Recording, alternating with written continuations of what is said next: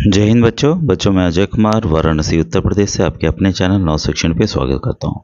बच्चों ये देखिए ओरिजिनल पेपर आपके सामने है और मैं आज आपको इम्पोर्टेंट मैथ्स के क्वेश्चंस बताने जा रहा हूँ जिसको आप आसानी से हल कर सकते हैं। कई बच्चे गणित को कमज़ोर थोड़ा सा समझते हैं, तो आपको उसके लिए परेशान नहीं होना है। और जो मैं सवाल बताने जा रहा हूँ ऐसे ही सवाल बदल के जो आपकी परीक्षा है 16 तारीख को उसमें ये आ सकते हैं। तो जो भी बच्चे एनएमएमएस का एग्ज़ाम दे रहे हैं, यहाँ पर इंग्लिश हिंदी दोनों में आपको बच्चों क्वेश्चंस दिखने वाले हैं, ठीक है। तो यहाँ पर आप दोनों क्वेश्चंस को देखिएगा और जिसमें कुछ प्रॉब्लम हो अलग से आप कमेंट सेक्शन में कमेंट कर सकते हैं। तो देखिए पहला क्वेश्चन बच्चों स्टार्ट करते हैं। ये सिंपल है, 1331 का घनमूल क्या होगा, the cube root of 1331 is. तो देखिए जब भी इस तरह के प्रश्न आए तो आपको अप्रोच कैसे करना है। या तो देखिए आपको घन याद हो तो जनरली मैं अपने वीडियोस में बच्चों को बोलता हूँ 1 से 10 तक का आपको क्यूब याद करना है, लेकिन ये इससे ऊपर है। 10 का क्यूब क्यों होता है, 10 गुणे 10 गुणे 10 कितना होता है, 1000 होता है, ठीक है। तो इससे ऊपर जा रहा है तो कोई भी नंबर आ सकता है। तो आपको इसका क्या करना है कि आप फैक्टराइजेशन निकालने का प्रयास कीजिए। तो अगर हम देखते हैं संख्याओं को देखते हैं तो इसको हम 11 से डिवाइड करने का प्रयास करें तो 11 1 जा 11, ठीक है। 11 2 जा 22, फिर 1 बचा, 11 1 जा 11, फिर 11 से करें तो 11 बार में कट गया, ठीक है। तो ये हम कैसे लिख सकते हैं, 1331 को कैसे लिख सकते हैं, 11 इंटू 11 इंटू 11 लिख सकते हैं, ठीक है। तीनों को मैंने मल्टीप्लाई कर लिया, ठीक है। अब यहाँ बोल रहे हैं क्यूब रूट, इसका हमें क्यूब रूट निकालना है, ठीक है। तो क्यूब रूट में आपको पता है अगर 3 पेयर बन गए हैं तो एक निकल जाएगा नंबर, तो आ गया 11। तो ये जो क्यूब रूट है इसका घनमूल है बच्चों 11 है। ऑप्शन नंबर बी यहाँ पर इसलिए सही है। तो जब भी इस तरह के प्रश्न आए आप इसको हल करेंगे। बच्चों गणित के काफ़ी ज़्यादा वीडियोस बने हुए हैं, तो एनएमएमएस मैथ का मैंने अलग से प्लेलिस्ट बना हुआ है, तो ये ध्यान दीजिएगा। मैं हर एक वीडियो में बताता हूँ, चाहे आप जिस स्टेट के हों। सेट के आपके 90 क्वेश्चन आएंगे जिसमें साइंस, सोशल साइंस और गणित होता है, और मैट के 90 क्वेश्चन आएंगे। तो मैट के भी मैंने विधिवत प्लेलिस्ट बनी हुई है, जो भी बच्चा देखे कंफर्म हो कि इसके बहुत ही अच्छे नंबर बच्चों आएंगे। सेकेंड क्वेश्चन आपके सामने है, यदि 2x - 7 = 13 हो तो x का मान क्या होगा, ठीक है। तो यहाँ x की वैल्यू निकालनी है। तो x की वैल्यू जब भी बच्चों निकालनी हो तो आपको x को अकेला करना होगा, ठीक है। तो ये जो इक्वेशन है, अगर ये नंबर दूसरी तरफ जाएगा, बराबर की तरफ जाएगा, तो इसके आगे 7 के आगे माइनस का चिन्ह है, तो बराबर की तरफ जाएगा तो ये प्लस में बदल जाएगा। यही अगर प्लस होता तो ये माइनस हो जाता, ठीक है। तो 2x = क्या हो जाएगा आपका, 13 को अपनी जगह रखें क्योंकि इसे हमें ले जाना है, तो इस उसको ना ले, अब इधर लिखेंगे हम लोग +7, क्योंकि -7 था +7। तो 2x = क्या हो गया, 13 में से 7 जोड़िए हो गया 20, ठीक है। x बराबर क्या होगा, यहाँ हम क्रॉस मल्टीप्लाई का नियम लगाएंगे। दो जो या दोनों तरफ 2 से आप भाग दे दीजिए, तो ऐसे भी कर सकते हैं। तो क्रॉस मल्टीप्लाई नियम के तहत 2 नीचे आ जाएगा 20 के, ठीक है। 2 1 जा 2, फिर यहाँ पे क्या आ जाएगा आपका 10।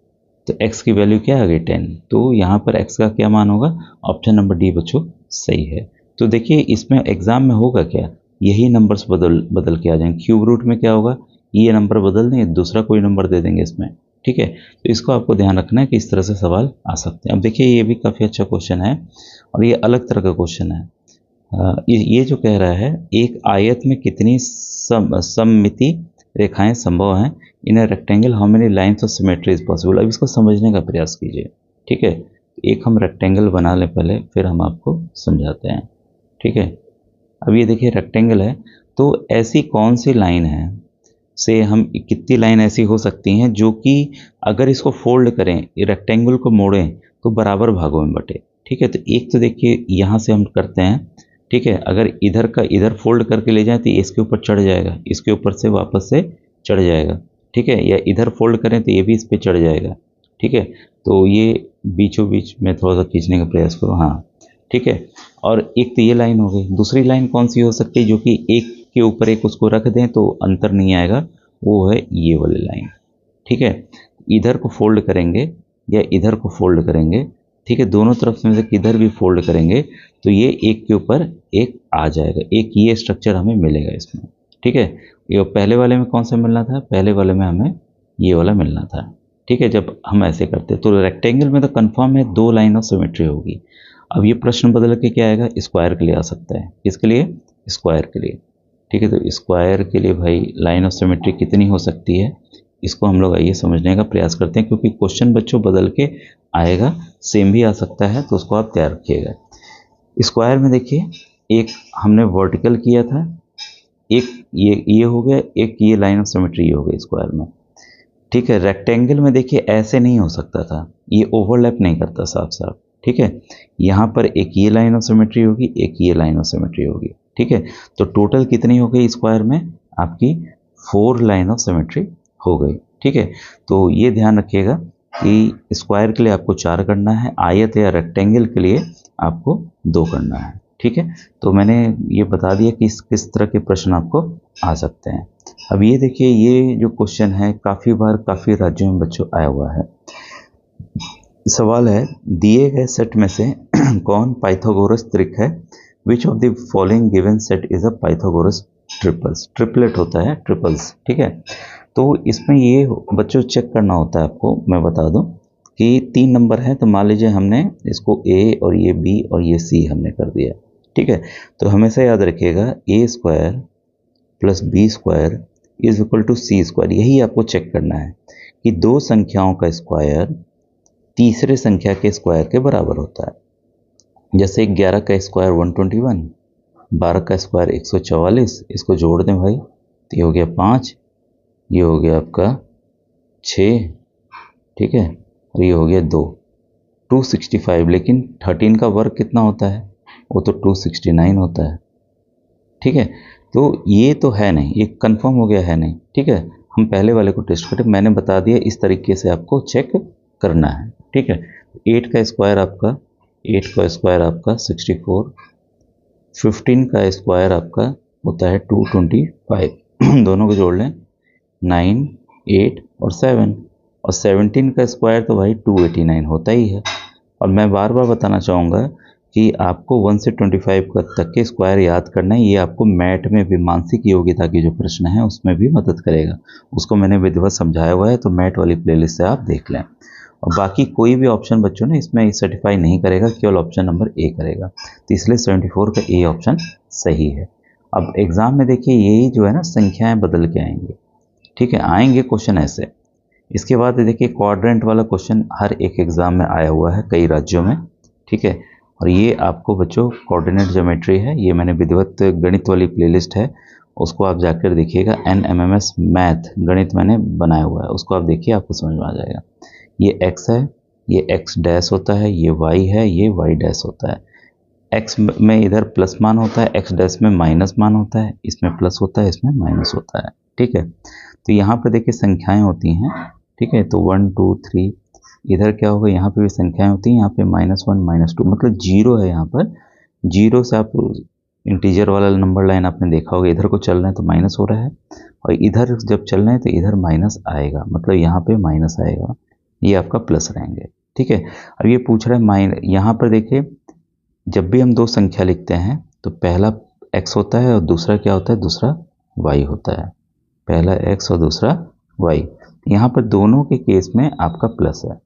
यहाँ पर x की मान क्या है, माइनस है, y का मान क्या है, ऊपर की तरफ देखिए प्लस है। पहले हम x लिखते हैं, यहाँ दोनों हमारे माइनस है, यहाँ पे हमारा पहला वाला x प्लस है और यहाँ आपका माइनस, ये आपको याद रखना है।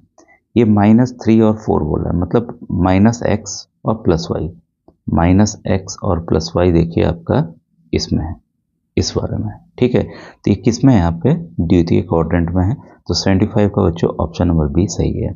सवाल में देखिए, परीक्षा में यही सवाल आपका बदल के आ जाएगा, ये -3 -4 ले ले, तब आप क्या करेंगे, ये वाला करेंगे। बस आप इस कॉन्सेप्ट को नोट कर लीजिएगा, चाहे जो नंबर आया आप उसको आसानी से हल कर लेंगे, ठीक है। बच्चों अगर वीडियो अच्छा लगता है बताइएगा, इस तरह के और प्रश्नों को मैं समझाकर विधिवत बता दूंगा। नेक्स्ट क्वेश्चन आपके सामने है, ये देखिए सीक्वेंस का, दिए गए क्रम में अगली संख्या क्या होगी, what is the next number in the sequence. अब ये देखिए, इसको आप जरूर याद कीजिएगा, ये आपका बच्चों फिबोनाची सीरीज है, फिबोनाची सीक्वेंस है, ठीक है। इसको आप नोट कर लीजिए अलग से। इसमें सीक्वेंस पैटर्न ऐसे ही है, जो अगला नंबर होता है, कोई भी नंबर ये है ना, मान लीजिए ये नंबर हमें निकालना है, ये निकलेगा कैसे कि पिछले जो 2 नंबर हैं उनको जब हम जोड़ेंगे तब हमें ये नंबर मिलेगा, ठीक है। यही एक सीरीज है। ठीक है। तो इसमें आइए हम लोग देख लेते हैं भाई कैसे फॉलो कर रहा है यहाँ पर। तो यहाँ पर हमने 0 हुआ, 0 के बाद 1 आ गया, ठीक है, और 0 1 को हमने जोड़ा, क्या आ गया, 1 आ गया। फिर 1 और 1 को हमने जोड़ा, क्या आ गया, 2 आ गया। 1 और 3 को हमने जोड़ा और 2 को जोड़ा तो क्या आ गया, 3 आ गया। 2 और 3 को हमने जोड़ा तो 5 आ गया। 3 और 5 को जोड़ा तो क्या आ गया, 8 आ गया। अब 8 और 5 को जोड़ेंगे तो 8 और 5 कितना होता है, 13 होता है। बस यही आपको ध्यान रखना है, क्योंकि नंबर सीरीज आगे तक है, कभी बढ़ सकती है, तो ये ऐसे भी आ सकता है कि इसके बाद वाली संख्या क्या होगी। तो यहाँ आपको पता चल गया ऑप्शन नंबर 13 जो है आपका सही है। तो ये काफ़ी इंपॉर्टेंट क्वेश्चन है और ये बदल के बच्चों आ सकता है। अभी देखिए ये है सिंपल क्वेश्चन हमारे सामने है, हमें यहाँ पर वैल्यू बतानी है कि वैल्यू कितनी होगी, ठीक है। तो आपको पता है बच्चों इन तरह के सवालों में बच्चों कंफ्यूज क्यों होते हैं। ध्यान रखिएगा, प्लस वाली संख्याओं को प्लस आपस में कर दीजिए, माइनस वालों को आपस में जोड़ के माइनस का साइन लगा दीजिए, ठीक है। तो यहाँ देखिए ये कोई चिन्ह नहीं है इसके आगे, तो प्लस है, इसके आगे प्लस है, तो इसको हम आपस में जोड़ लें, 1.001 और ये है 1.11, दिया गया 2.111, क्लियर। अब माइनस वाली संख्याओं को आपस में जोड़ लें, ये देखिए माइनस है 1.01, ये माइनस है, ठीक है, ये हो जाएगा 0.01 ये वाला सो, ठीक है, ये हो गया 1.11, ठीक है। अब इसी को हमें घटाना है, तो 1.11 घटा दें भाई, 1 ये 0 फिर ये 1.001 किस ऑप्शन में, ऑप्शन नंबर डी में है। तो बस आपको साइन का ध्यान रखना है और सवाल को हल करना है, ठीक है। अब देखिए नेक्स्ट क्वेश्चन है, काफ़ी अच्छा प्रश्न है ये वाला, इसको हम लोग देखें कैसे करेंगे। एक्सपोनेंट का है, एक्सपोनेंट के सवालों को मैंने विधिवत एक्सप्लेन भी किया है, ठीक है। तो सबसे पहले हम इस तरह के सवाल में क्या करें कि ये डिवीजन है, तो हम इस नंबर्स को लिख लेते हैं, 6a टू द पावर -3 भाग करना है, तो 2a टू द पावर -9। पहले 2 को हटा दें, 2 1 जा 2, 2 3 जा 6, तो भाई 3 आ गया। अब एक्सपोनेंट में ये नियम है बच्चों, अगर सेम बेस हो, ठीक है, तो इसको हमें अगर ऊपर ले जाना है, ठीक है, तो हम क्या करेंगे, इसका साइन जो है बदल जाएगा, अगर प्लस है तो माइनस, माइनस है तो प्लस हो जाएगा, ठीक है। तो यहाँ पर क्या है आपका, ये आपका माइनस है, ठीक है। तो इसको मैं ऊपर ले जा रहा हूँ, तो इसको हम क्या करेंगे, बाकी संख्या को वैसे इसको ले जाएंगे ऊपर, प्लस करेंगे, गुणा का चिन्ह लगाएंगे, e टू द पावर 9। अब यहाँ देखिएगा सेम बेस है, तो इन पावर्स को हम जोड़ सकते हैं, ठीक है। तो 3 into a to the power -3 plus 9। अब 9 में से 3 घटाना है हमें, क्या होगा, 3 into a to the power क्या हो जाएगा, 6, क्योंकि प्लस का साइन ज़्यादा बड़ा है, यहाँ पे 9 है, 9 में से 3 घटाएंगे कितना आएगा, 6, तो 3 into a to the power 6, तो 73 का बच्चों ऑप्शन नंबर सी जो सही। अब देखिए आपको कंफ्यूज करने के लिए यहाँ पे माइनस भी दिया हुआ है, तो अगर आप ध्यान नहीं रखेंगे तो आपका आसान सा सवाल ये गलत हो जाएगा, ठीक है। तो बच्चों अगर ऐसे ही समझा के काफ़ी और प्रश्न हैं, तो ये मैं होमवर्क के लिए दे रहा हूँ, काफ़ी ये प्रश्न बच्चों बार बार आया हुआ है, तो आप बताइएगा कमेंट सेक्शन में, आगे के प्रश्नों को भी मैं विधिवत आपको समझा दूँगा, ठीक है। और प्रोबेबिलिटी के प्रश्न है, यहाँ x की वैल्यू निकालनी है, तो ये काफ़ी अच्छे प्रश्न हैं, ये संख्याएं बदल के सेम आ सकती हैं, ठीक है बच्चों। मिलेंगे नेक्स्ट वीडियो में, थैंक यू।